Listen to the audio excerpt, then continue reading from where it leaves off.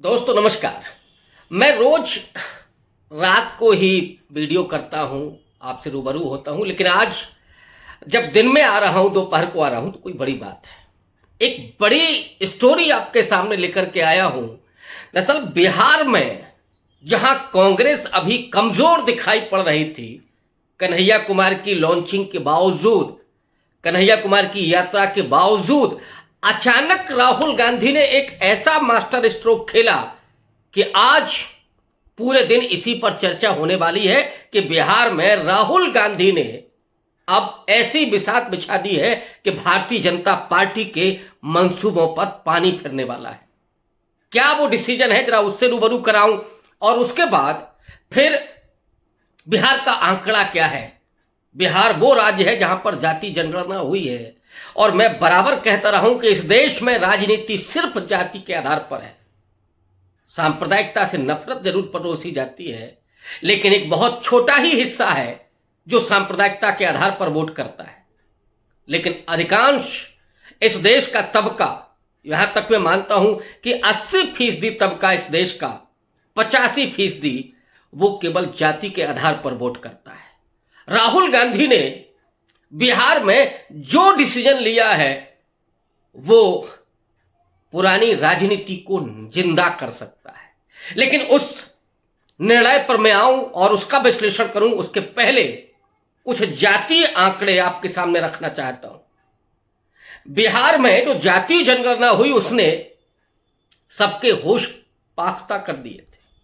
उसकी वजह थी कि जहां आरजेडी का जनाधार एक बड़ी आबादी के रूप में सामने आया, यादव 14%, 14.2%, नीतीश कुमार का अपना समाज, कुर्मी समाज 2.87%, बेहद कम। लेकिन पिछले 20 साल से राजनीति में, सत्ता में नीतीश कुमार विराजमान। कुर्मी हो गया, कुशवाहा, जो लव कुश समीकरण बताया जाता है, कुशवाहा इससे 2 गुने के करीब है, 2 गुने से थोड़ा कम है, 4.7%।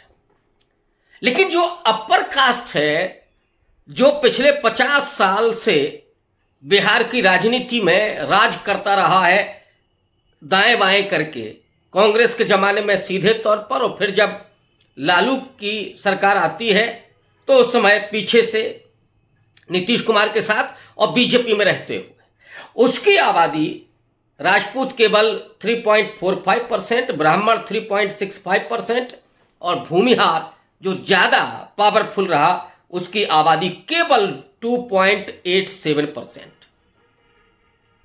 दलित तकरीबन 20%, 19.6%। और उस दलित में जो सबसे बड़ी आबादी है वो पासवानों की है, 5.2%, लेकिन उससे ठीक नीचे थोड़ा ही कम 5.1% जाटव आबादी है। मुसहर 3.2%, जीतन मांझी को आप जानते होंगे, पासवान चिराग पासवान इस समय रामविलास पासवान के बेटे। लेकिन जो राहुल गांधी ने खेल इस समय खेला है, 2-3 बड़े डिसीजन बिहार को लेकर के, बिहार को में सितंबर में इलेक्शन हो सकता है, नवंबर तक जा सकता है, लेकिन जो बड़ा बदलाव किया है वो राहुल गांधी ने पहले भी कहा कि 2025 हमारे संगठन का साल होगा। पिछले 2 साल से भारत जोड़ो यात्रा के बाद राहुल गांधी जहां पहुंचे, जहां उनका चिंतन पहुंचा, मैं राहुल गांधी को केवल एक नेता के तौर पर नहीं देखता, एक बौद्धिक नेता के तौर पर देखता हूं। एक ऐसा नेता जो एक बौद्धिकता के साथ पूरे डेमोग्राफी को समझना चाहता है, जो देश में समता और न्याय स्थापित करना चाहता है, और देश की जो विसंगतियां हैं, जो आप ये कहें कि देश को तोड़ने वाली शक्तियां हो सकती हैं, चाहे वो सामंतवाद हो, चाहे वो हिंदुत्व हो या सांप्रदायिकता हो, उस पर लगातार अटैक करना, ये राहुल गांधी का मतलब आज का उनका, आप कहें कि उनकी पहचान है।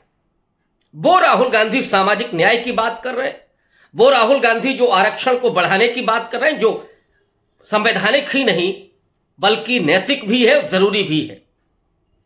और तब तो और ज्यादा जरूरी जब ईडब्ल्यूएस 10% हो जाता है बिना किसी आंकड़ों के। और इधर जो ओबीसी 50% से ज्यादा है, वो ओबीसी अभी भी संघर्ष कर रहा, खास करके ईबीसी अति पिछड़ा, वो अपने ही समाज में पिस रहा है। हालांकि होना यह चाहिए था कि उसे बराबर का हक मिलता, उसे अतिरिक्त रिजर्वेशन मिलता, लेकिन वो उसे नहीं मिला। इसके लिए आरक्षण बढ़ाने की बात राहुल गांधी कर रहे हैं। दलितों और आदिवासियों की जो आबादी बढ़ी है, संवैधानिक रूप से आबादी के अनुसार रिजर्वेशन मिलना चाहिए उनको, लेकिन पिछले लंबे समय से आबादी के अनुरूप उनका रिजर्वेशन नहीं बढ़ाया गया। इन सब पर राहुल गांधी लगातार बात कर रहे हैं। ऐसे में राहुल गांधी का जो मास्टर स्ट्रोक है, जरा उसको आप ध्यान में रखिए। उन्होंने दलित को बिहार में प्रदेश अध्यक्ष बनाया, यह कल का ही घटनाक्रम है। और वो कौन है? राजेश कुमार दूसरी बार विधायक चुने गए हैं, खांटी राजपूत टोले से, राजपूत एरिया से हैं, औरंगाबाद से हैं, वहां से कुटुंबा के विधायक हैं, जाटव समाज से आते हैं। दूसरा किसकी जगह बनाया? अखिलेश प्रताप सिंह, जो भूमिहार समाज से हैं।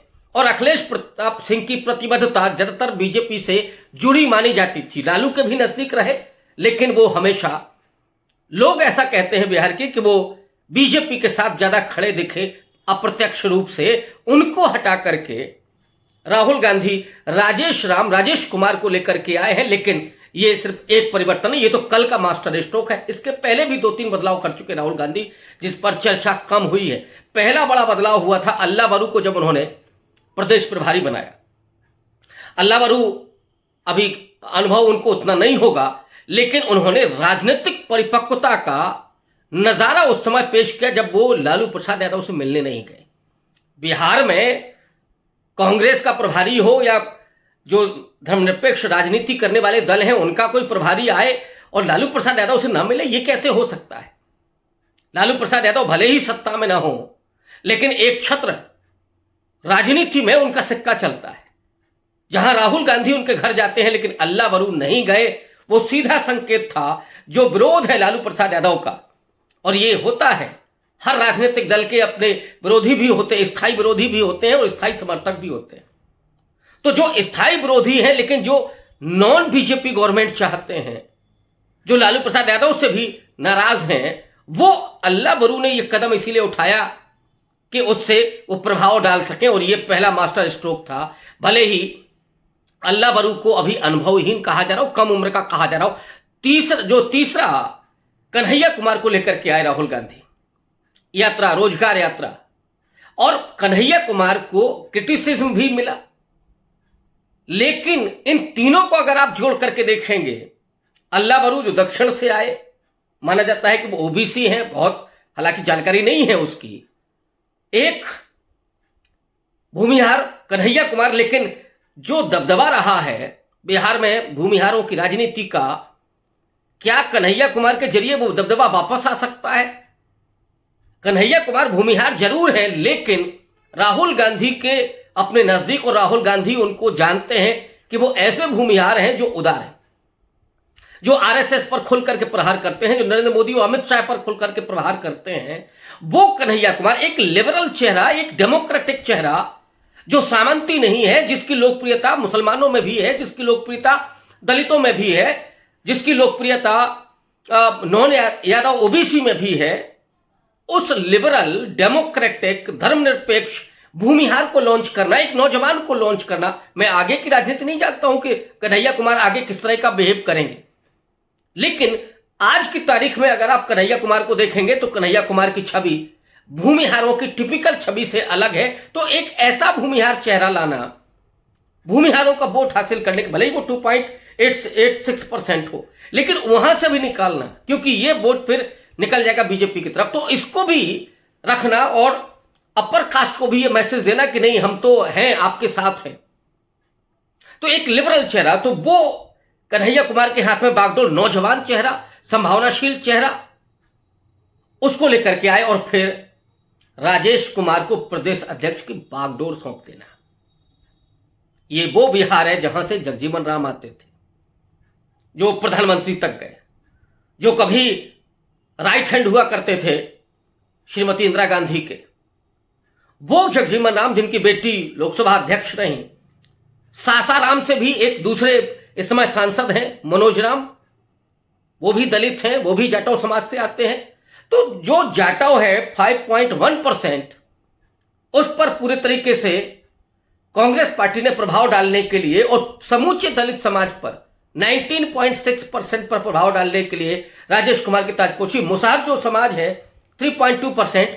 मुसहर कहने को आप कह सकते हैं कि जीतनराम मांझी के साथ है, बड़े नेता वो है, लेकिन दशरथ मांझी के बेटे को राहुल गांधी पटना में भी बुलाते हैं, फिर अपने घर भी बुलाते हैं। एक बड़ी मैसेजिंग कि एक ऐसा मांझी जिसने नैया पार की उस गांव की, जहां वो पहाड़ काटा, इतना मेहनत कष्ट तब का, उसके नुमाइंदे को, उसके बेटे को अपने घर बुलाया, पटना में भी मुलाकात की। तो वो एक मैसेजिंग मुसहर समाज में, और ये माना जाता है, वहां के एक्सपर्ट जो कहते हैं कि मुसहर समाज बटेगा, पासवान समाज बटेगा। ये चिराग के साथ नौजवान सिर्फ है, लेकिन इसके अलावा जो पासवान है वो बीजेपी के साथ भी जाएगा, कांग्रेस के साथ भी जाएगा, आरजेडी के साथ भी जा सकता है। नहीं, ये बटेगा, मुसहर भी बटेगा।